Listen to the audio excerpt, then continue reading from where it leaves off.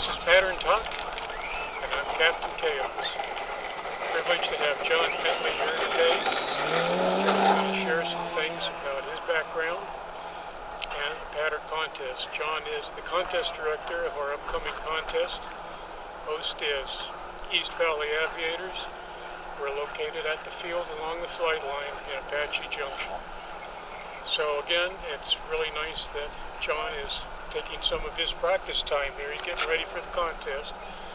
John flies in FAI, highest class in pattern, has an extensive background, and we're anxious to hear from him.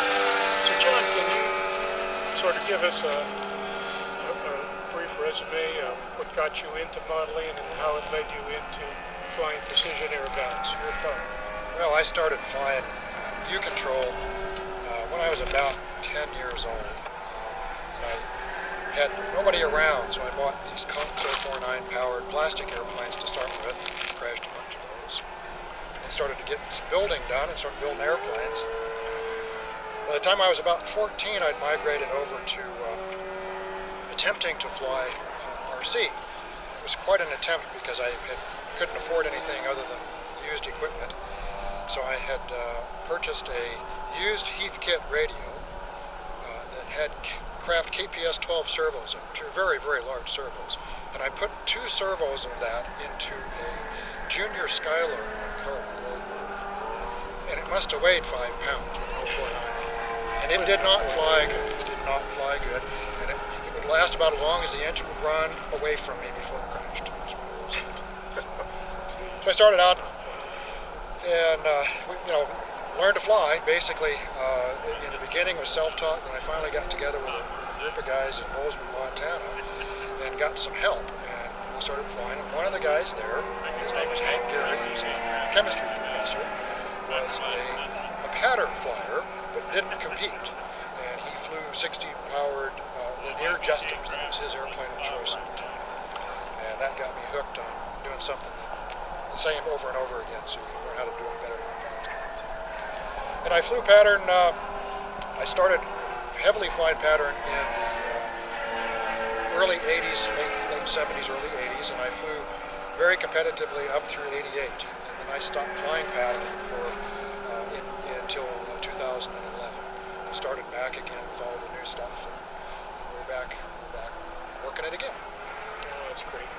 Well, John, I said a little earlier, you're the contest director of our contest here this weekend, and you're flying as well. Now, that is a tall order. I don't know how you do it. I've tried to do that, and I screw it up every time.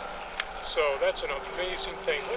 What can you tell us about running a typical pattern contest? This directed to kind of perhaps the beginner that hasn't experienced a contest and all that goes on. Well, one of the things is, as we get starting to organize the contest, we always do a pre-registration on the NSRCA website so that folks that want to come to the contest can sign up. And there's information on there that tells you about the field, what's available, camping and food, and so on. And as a newcomer, one of the most important things is to make sure you get signed up early so that we know you're coming. We got to make plans for the number of people that are at the contest.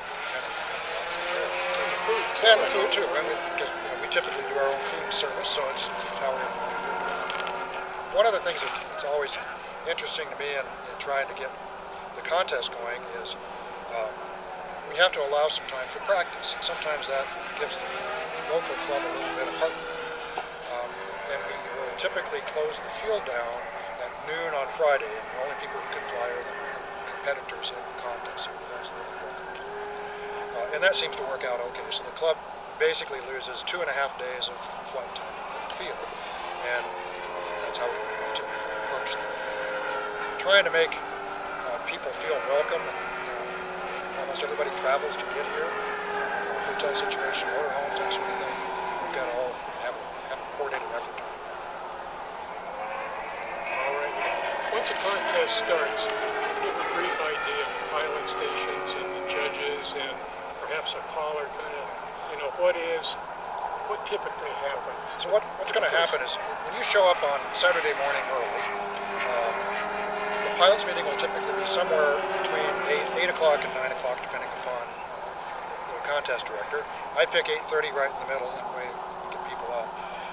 And at that pilots meeting, we're going to explain some rules of the field. We're going to explain the deadline rules, we're going to explain how many boxes we're going to fly in. And at this particular contest, we're going to be flying in 2 boxes.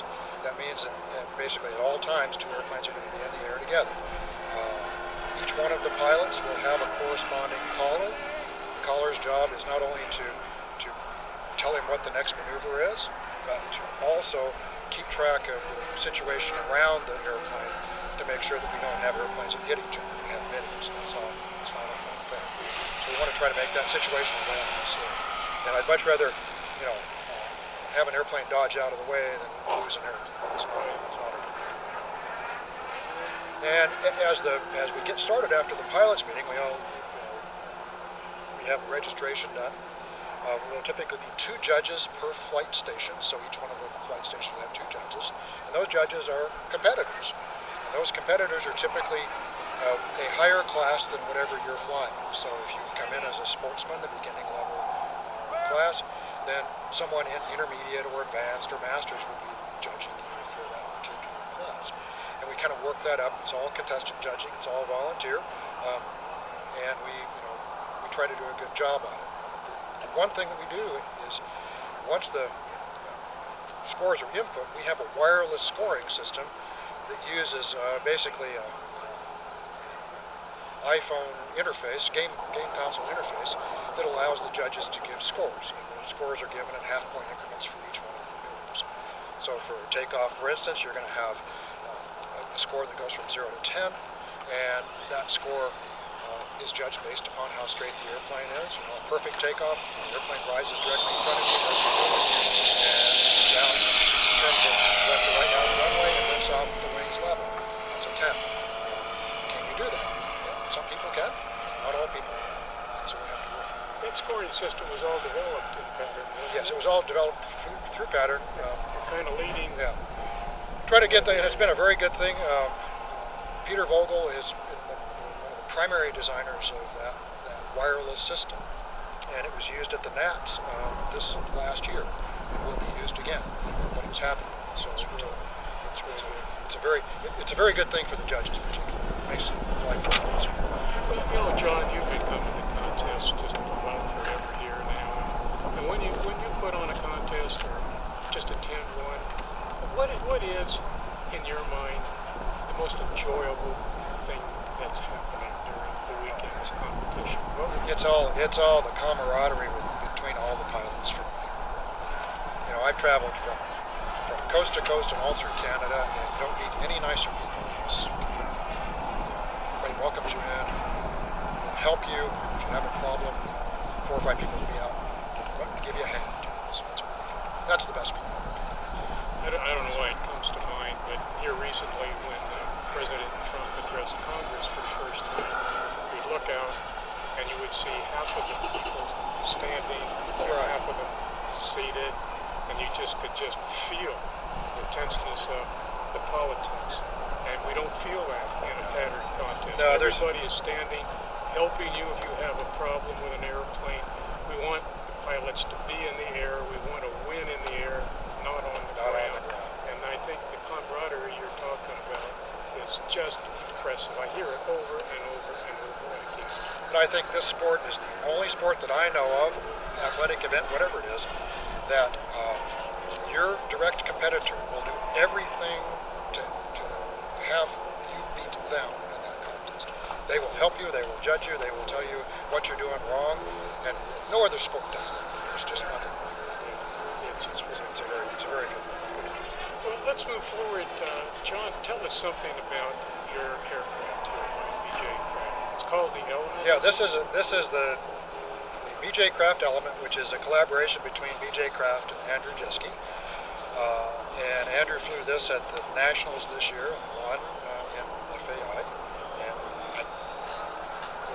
the presumption is he'll probably fly it at the Worlds this coming year.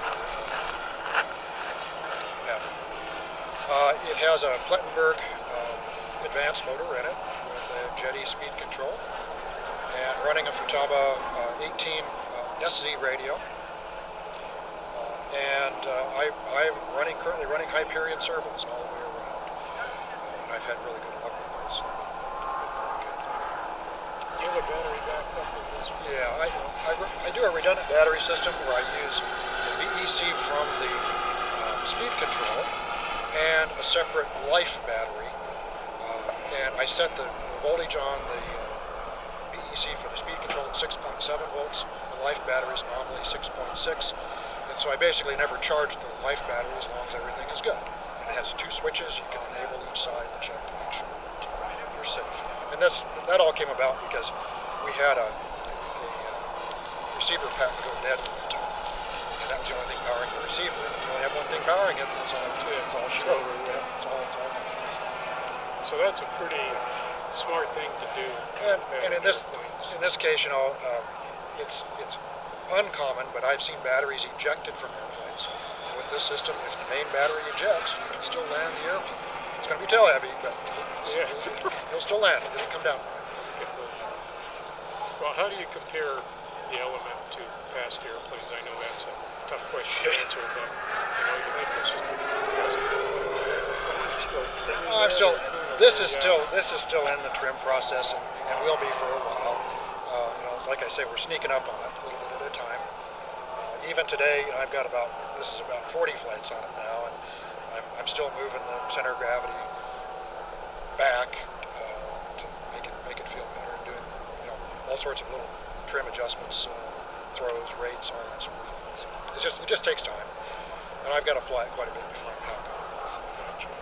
Well, John, we appreciate the time you spent with us here today, and we sure appreciate your support of Pattern and running the whole contest here. It means an awful lot. I know you want to get some practice in. I appreciate being here, and we're all here to help. That's the big thing. Remember, take that away. It's these guys, any one of us will help.